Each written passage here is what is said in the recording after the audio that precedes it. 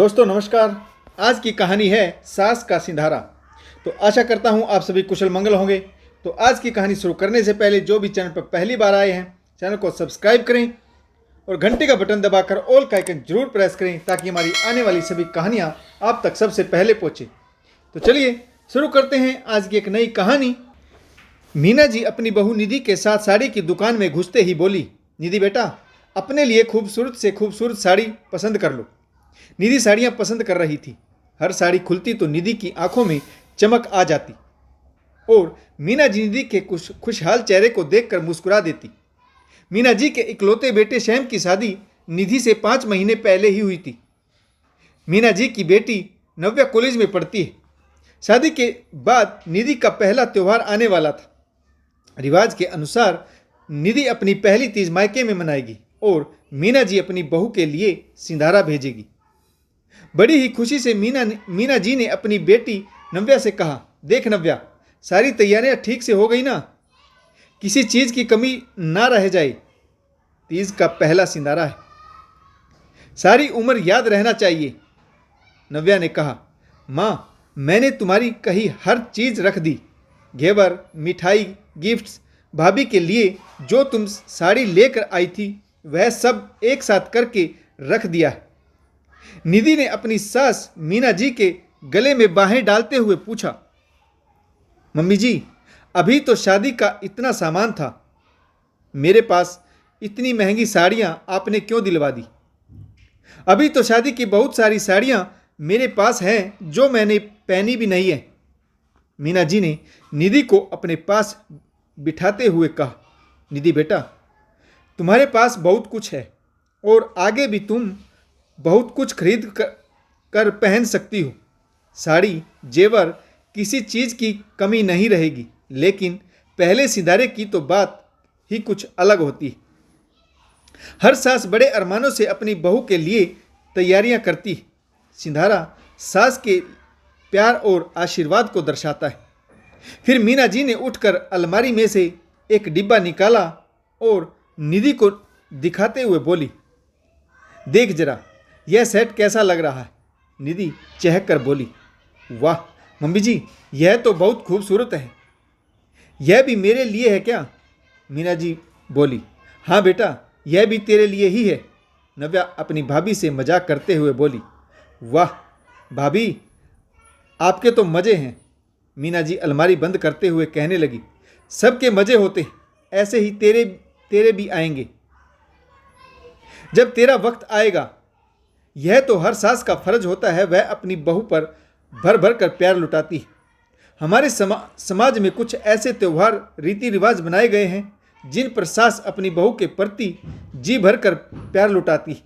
नव्या अपनी मम्मी से कहने लगी, अच्छा मम्मी तो आपको भी ऐसे ही सब कुछ दिया होगा दादी ने?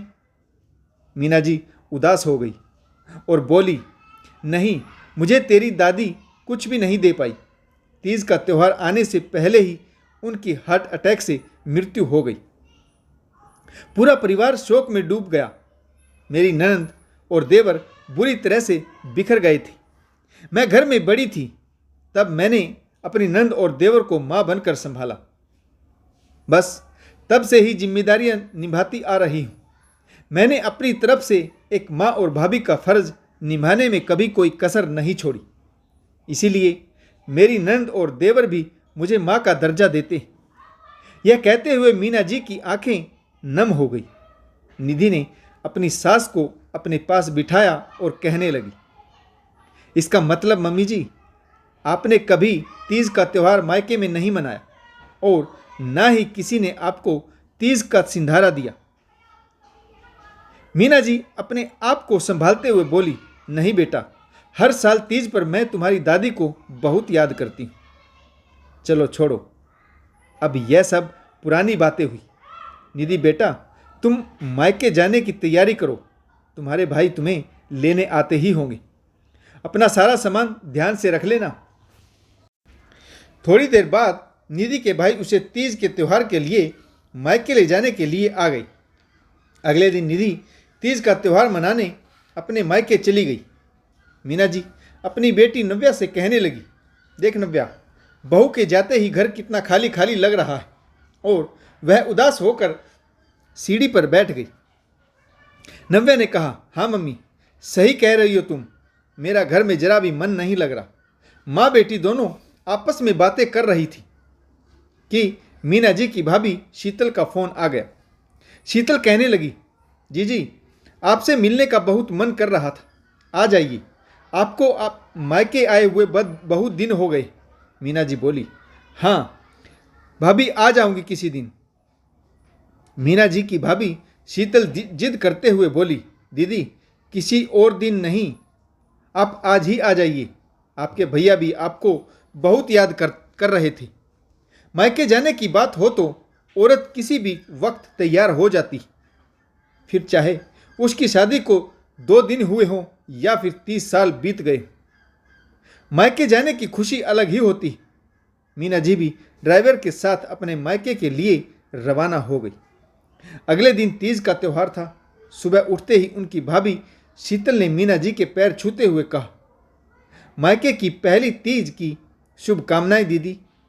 मीना की आंखें नम हो गई और भावुक होते हुए उन्होंने अपनी भाभी के सिर पर हाथ रखकर आशीर्वाद दिया, तुम हमेशा खुश रहो, तुम्हारा मायका भी हमेशा आबाद रहे।